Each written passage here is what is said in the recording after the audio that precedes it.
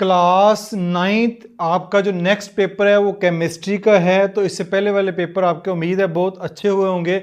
चाहे आपका ताल्लुक मॉर्निंग ग्रुप से है, चाहे आपका ताल्लुक इवनिंग ग्रुप से है, किसी भी बोर्ड से, पंजाब के 9 बोर्ड है, 9 के 9 बोर्ड में जिसमें भी आपका पेपर होगा, चाहे मॉर्निंग में चाहे इवनिंग में है, तो उर्दू वर्जन के दौरान पहला जो पेपर है एमसीक्यूज में आपके साथ ऑलरेडी शेयर कर चुका हूँ। ये आप देख सकते हैं उर्दू वर्जन में। अब हम जो है वो पेपर 2, जो पेपर 2 है उर्दू वर्जन में, ठीक है। बहुत सारे बच्चे मुझे कमेंट्स करते सर उर्दू वर्जन के साथ पेपर हमें दिया करें, तो गेस्ट पेपर उर्दू वर्जन में आपके साथ कंप्लीट शेयर करने जा रहा हूं। इस वीडियो में ना सिर्फ कंप्लीट पेपर होगा बल्कि कंप्लीट एक्सप्लेनेशन होगी। ये पेपर जो है वो आपका जो स्मार्ट सिलेबस है उसके मुताबिक तैयार किया गया है। ये स्मार्ट सिलेबस आपके पास इससे पहले आ चुका हुआ है। जितना भी आपको ये दिए गए हैं टॉपिक, ये सारे आपके चैप्टर में से, आपके सिलेबस में से निकाल दिए गए हैं। इनमें से पेपर आपका नहीं आएगा।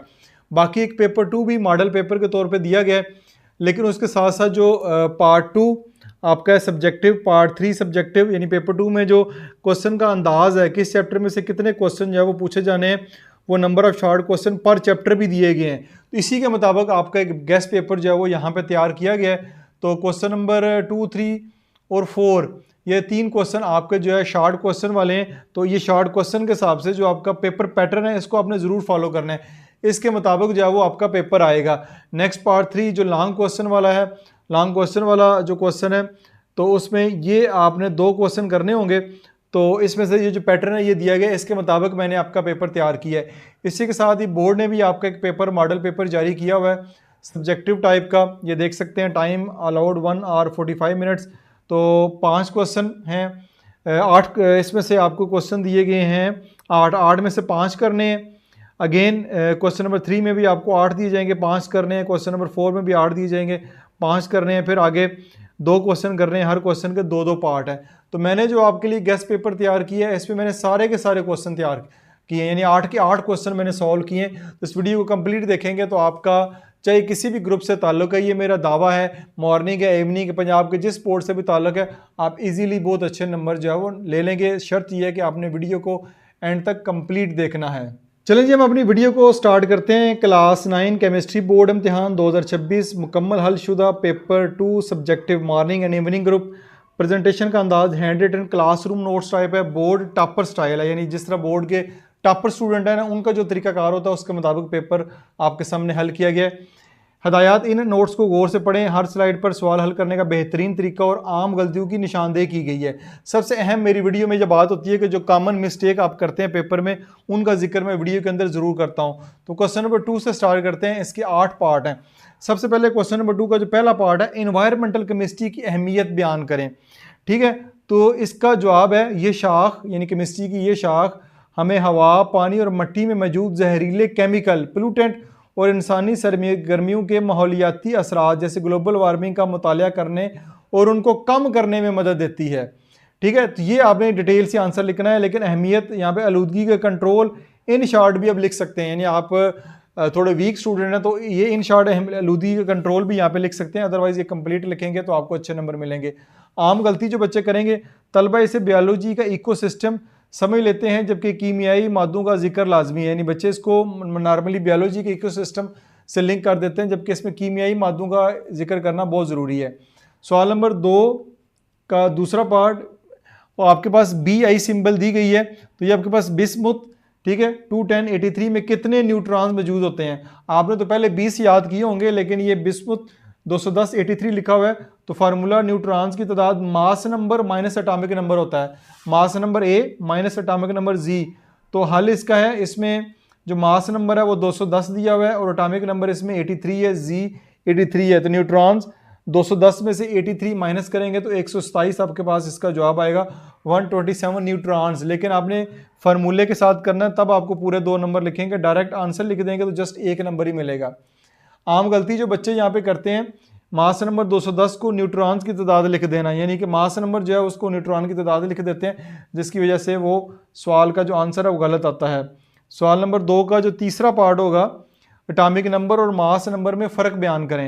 एटॉमिक नंबर न्यूक्लियस में प्रोटॉन की तादाद, यानी एटॉमिक नंबर न्यूक्लियस में प्रोटॉन की तादाद, अलामत इसकी Z है, मिसाल के तौर पर कार्बन, इसका एटॉमिक नंबर 6 है। मास नंबर क्या होता है, प्रोटॉन प्लस न्यूट्रॉन का मजमूआ, दोनों को जमा करके होता है, अलामत A है, मिसाल इसकी कार्बन है, कार्बन में 6 ही इसमें जो है वो इसमें प्रोटॉन है और 6 ही इसमें न्यूट्रॉन है, जमा करके आपके पास 12 आ जाएगा। फार्मूला इसका A=Z+N, तो ये इस तरह बन जाएगा। नेक्स्ट है सवाल नंबर 2 का चौथा पार्ट, HF एक माया है और HCl एक गैस, ऐसा क्यों है? यानी HF एक माया है और HCl एक गैस है, ऐसा क्यों है? इसकी वजह इंटरमॉलिक्यूलर फोर्स की ताकत है। यानी कुछ चीज़ें माया होती हैं, कुछ कंपाउंड गैस होते हैं, कुछ लिक्विड होते हैं, तो इनमें जो वजह होती है इंटरमॉलिक्यूलर फोर्स होती है। HF फ्लोरीन की ज़्यादा इलेक्ट्रोनेगेटिविटी की वजह से मजबूत हाइड्रोजन बॉन्डिंग होती है, इसे माया लिक्विड बनाती है। HCl क्लोरीन में सिर्फ कमज़ोर डाइपोल फोर्सेस होती हैं, जो इसलिए इसे गैस है। ठीक है, ये आपको समझ आ गई, ये इंटरमॉलिक्यूलर फोर्स की वजह से सारा काम होता है। सवाल नंबर 2 का जो 5वां पार्ट है, नाइट्रिक एसिड HNO3 का डॉट एंड क्रॉस फार्मूला जो है वो आपने बयान करना है। तो ये बड़ा इंपॉर्टेंट है, इसको ज़रा आपने गौर से जो है वो समझना है, क्योंकि ये क्रॉस एंड डॉट फार्मूले वाला सवाल जो है ना पेपर में ज़रूर आता है। लेकिन इसमें देखें हाइड्रोजन है, हाइड्रोजन, नाइट्रोजन और ऑक्सीजन, इसमें जो HNO3 में हाइड्रोजन भी है, नाइट्रोजन भी है और ऑक्सीजन भी है, तो इनकी वैलेंसी, जो इंपॉर्टेंस ऑफ बॉन्डिंग में वैलेंसी का पता होना चाहिए। हाइड्रोजन की वैलेंसी 1 है, ठीक है, हाइड्रोजन की जो वैलेंसी है वो 1 है, इसमें 1 इलेक्ट्रॉन होता है। नाइट्रोजन के आखिरी शेल में जो है वो, क्योंकि हमारा आखिरी शेल से ताल्लुक है, तो उसमें 5 इलेक्ट्रॉन होते हैं। ठीक है, उसके बाद ऑक्सीजन के आखिरी शेल में जो है वो 6 इलेक्ट्रॉन होंगे। तो आखिरी जो वैलेंस इलेक्ट्रॉन है ना, ये आपको पता होना चाहिए डॉट एंड क्रॉस फार्मूले के लिए। तो हाइड्रोजन ने अपने 2 पूरे करने हैं, ठीक है, नाइट्रोजन ने अपने 8 पूरे करने हैं, ऑक्सीजन ने भी अपने 8 पूरे करने हैं। तो क्रॉस एक एटम के इलेक्ट्रॉन होते हैं और डॉट उसमें जो है दूसरे के होते हैं। तो ये देखें 2, 2 4, 2 6 और 2 8, ये आप देख सकते हैं 8 ऑक्सीजन के यहाँ पे पूरे हो गए हैं। ठीक है, और नाइट्रोजन के 2 ये हैं, 2 ये हैं, 2 ये हैं, 2 ये हैं, तो इस तरह नाइट्रोजन के भी यहाँ पे जो है वो 8 इस तरह पूरे हो रहे हैं। और इस तरह देखें 2 ये, 2 ये, 2 ये, और इस तरह ये यहाँ पे जो है वो ऑक्सीजन के भी 6 पूरे हो रहे हैं, और ये हाइड्रोजन के भी, क्योंकि 1 होता है, ये भी 2 इसके पूरे हो रहे हैं, और यहाँ पे ऑक्सीजन के भी 8 पूरे हो रहे हैं।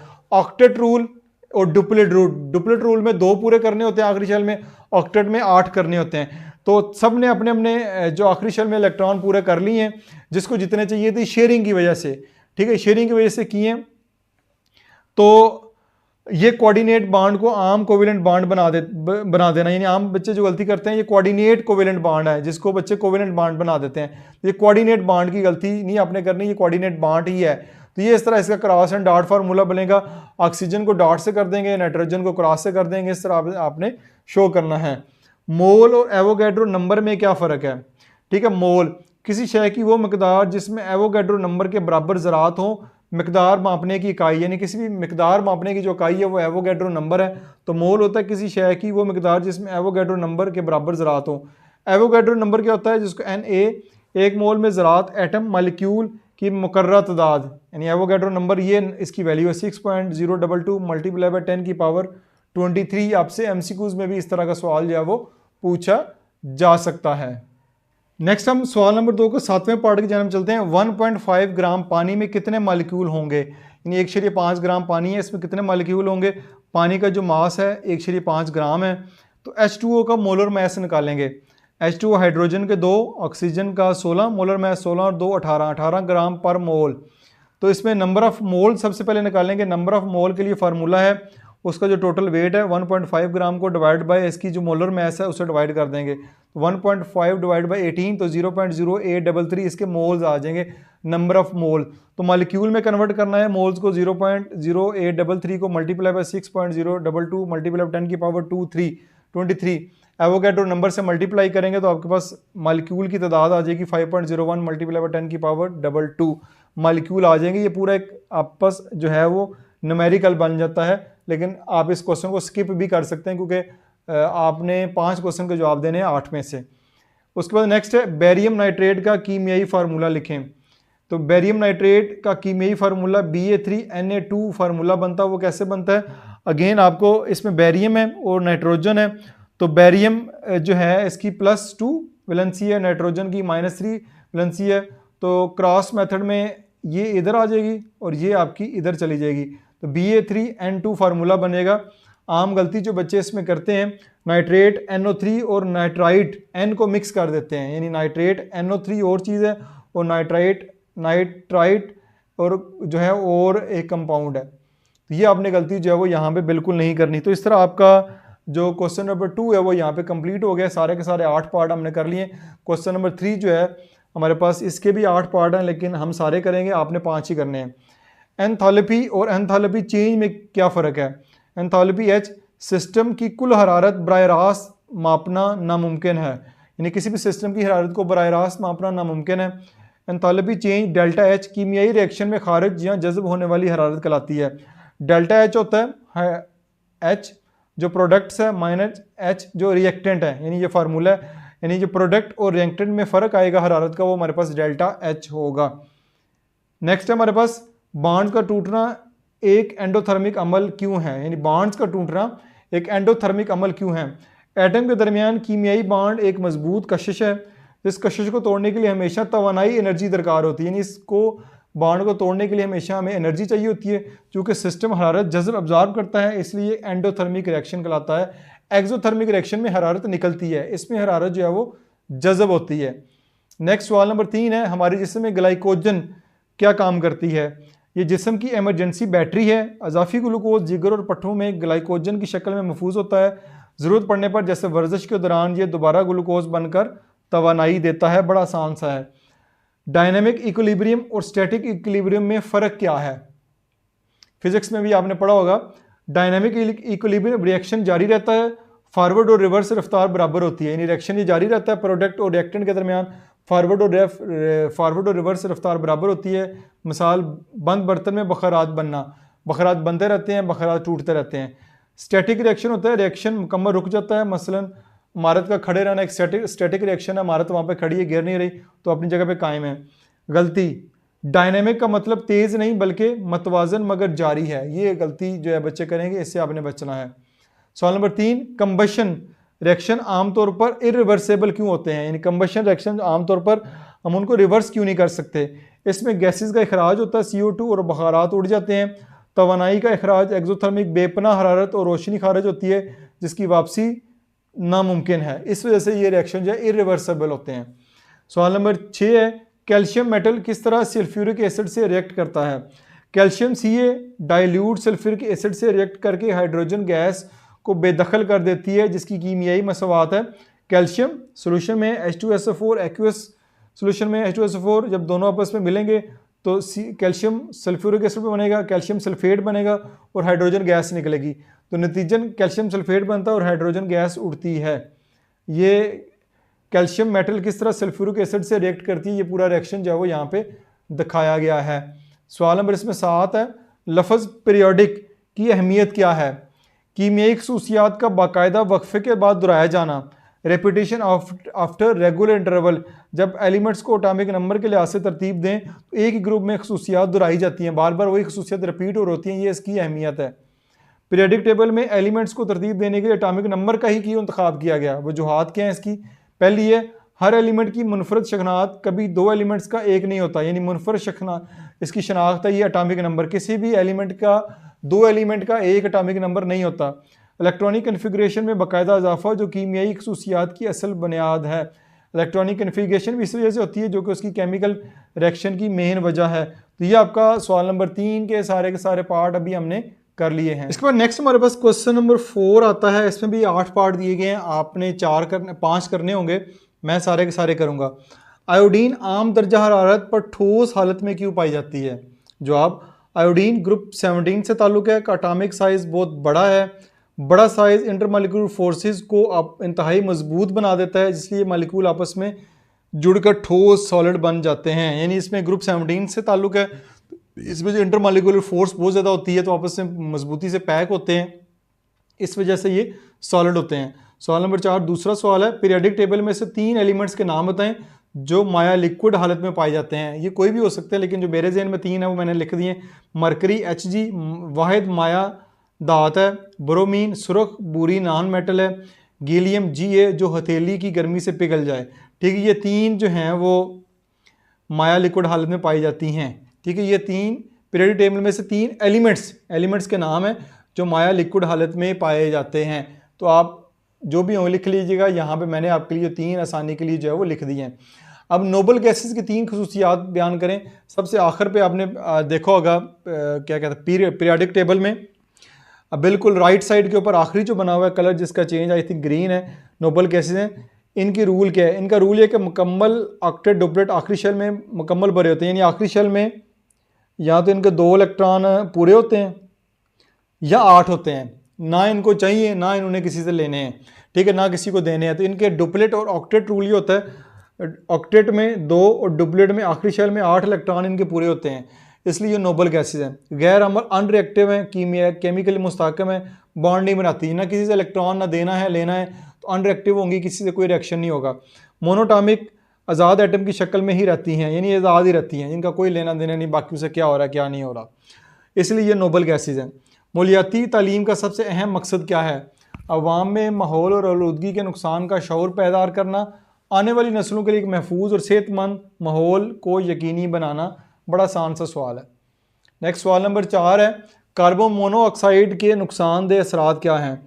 ये एक जहरीली गैस है, ये खून की हीमोग्लोबिन के साथ ऑक्सीजन से 200 गुना तेज़ी से जुड़ती है, ठीक है। इसका नतीजा क्या होता है? सफिकेशन, दम घुटना, सर दर्द, बेहोशी और आखिर पे फिर मौत वाक़ हो जाती है कार्बन मोनोऑक्साइड की वजह से। ऑर्गेनिक और इनऑर्गेनिक कंपाउंड का मुआजना करें। ऑर्गेनिक कौन से होते हैं? कार्बन लाजमी जुज़्व है, कार्बन का होना लाजमी नहीं है। जानदारों से हासिल होते हैं, मादनियात पत्थरों से हासिल होते हैं। कोवेलेंट नोयत होती है, कोवेलेंट बॉन्ड होता है, यहाँ पे आयनिक बॉन्ड होता है।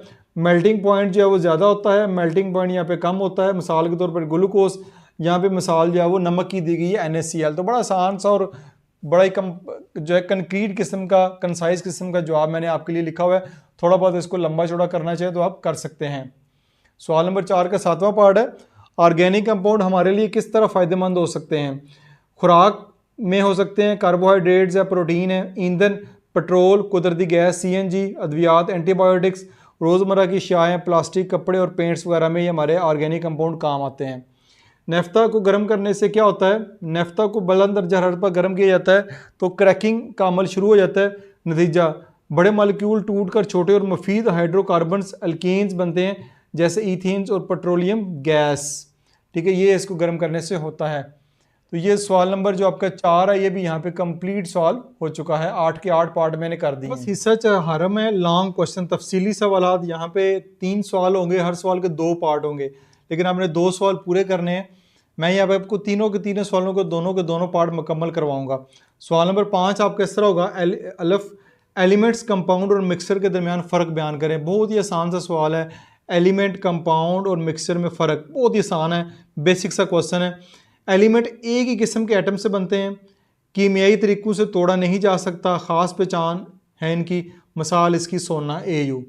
कंपाउंड मुख्तलिफ एलिमेंट्स का मुकर्ररा फिक्स्ड कीमियाई मिलाप होता है, खुसूसियात इनकी मुख्तलिफ होती हैं, कीमियाई अमल से तोड़ा जा सकता है, मसलन इसका H2O पानी। एक मिसाल दें दोनों की, एलिमेंट की कंपाउंड की, कीमियाई मिलाप, एलिमेंट्स के बारे में बताएं, एक जैसे हैं मुख्तलिफ हैं, और इनकी कीमियाई खसूसियात बताएं, और तोड़ा जा सकता नहीं तोड़ा जा सकता, ख़ास पहचान इनकी बताएं। मिक्सर क्या होगा? तभी मिलाप कोई ख़ास तनासब नहीं होता, हर जुज़ अपनी असली खसूसियात बरकरार रखता है, तभी तरीक़ों से अलग किया जा सकता है, मिसाल के तौर पर इसकी हवा, ठीक है, ये इसका फ़र्क होगा। बोहर का एटॉमिक मॉडल जो है वो बयान करना है। अहम नकात इसके हैं, इलेक्ट्रॉन मखसूस मकदार फिक्स्ड ऑर्बिट में घूमते हैं, अपने मदार में घूमते हुए तवानाई जज़ब या खारिज नहीं करते, ऊपर वाले मदार में जाने के लिए तवानाई जज़ब और नीचे आने के लिए खारिज होती है। यानी अपने मदार में घूमने के लिए कुछ भी नहीं, तवानाई ना जज़ब होती है ना खारिज होती है, लेकिन अपने से ऊपर या नीचे जाने के लिए तवानाई जज़ब और खारिज होती है। Formula delta E is equal to E2 minus E1, यानी चेंज ऑफ एनर्जी निकालना है तो E2 माइनस E1 आपके पास फार्मूला होगा। ये इसके अहम नकात हैं। सवाल नंबर 6 होगा, आयनिक और कोवेलेंट बॉन्ड कैसे बनते हैं? बहुत ही आसान सवाल है, बेसिक सा क्वेश्चन है ये भी, इसमें भी आप ज़रूर कीजिएगा। आयनिक बॉन्ड तो इलेक्ट्रॉन की मुकम्मल मुंतकिली, कंप्लीट ट्रांसफ़र ऑफ इलेक्ट्रॉन जो है वो आयनिक बॉन्ड की शक्ल में बनते हैं। से एक एटम इलेक्ट्रॉन देता है जिसको कैटाइन कहते हैं, और दूसरा लेता है इसको एनाइन कहते हैं। जो इलेक्ट्रॉन देता है, जैसे ये देखें ना, कॉमन मिसाल है सोडियम NaCl, Na जो है जो इलेक्ट्रॉन देता है, इसके पास एक इलेक्ट्रॉन फालतू होता है, 11 होते हैं ना, ये इसके 11 हैं, पहले में 2, दूसरे में 8 और 2 10, तीसरे में जो है वो 1 होता है, ठीक है, एक इस पास एक्स्ट्रा है। क्लोरीन का जो है वो 17 है एटॉमिक नंबर, पहले में 2, दूसरे में 8, तीसरे में 7 होते हैं। ठीक है, तो इसको एक चाहिए, तो ये जो है एक इलेक्ट्रॉन इसको दे देगा, तो जो दे देगा इस पर पॉजिटिव चार्ज आ जाएगा, जो ले लेगा इस पर नेगेटिव चार्ज आ गया, तो ये NaCl नमक आपका पूरा बन जाएगा। तो जो दे देता है वो कैटाइन, जो ले लेता है वो एनाइन होता है। तो ये कंप्लीट ट्रांसफर ऑफ इलेक्ट्रॉन जो है वो आयनिक बॉन्ड कराता है। कोवेलेंट बॉन्ड में इलेक्ट्रॉन जो है शेयर होते हैं, शेयर होने से बनता है दोनों एटम अपना ऑक्टेट रूल पूरा करते हैं। ऑक्टेट रूल दो दो जो है पूरे करने, जैसे हाइड्रोजन गैस है, हाइड्रोजन गैस H2 है, दोनों के पास एक एक है, तो एक एक जो है वो दोनों जो है वो शेयर कर लेंगे, ये आपस में जो है वो शेयर कर लेंगे, तो हाइड्रोजन गैस बन जाएगी। ये कोवेलेंट बॉन्ड ऐसे बनते हैं। तो आप इसको और लंबा चौड़ा डिटेल देख सकते हैं, मैंने इन शॉर्ट आपको बताया है कि ये कैसे बनते हैं। नेक्स्ट हमारे पास सवाल नंबर 6 का बे पार्ट है, एसिड और बेसिस पर आर्हेनियस का नज़रिया बयान करें। आर्हेनियस एसिड वो है जो पानी में आयन दे, हाइड्रोजन प्लस आयन दे, वो एसिड है।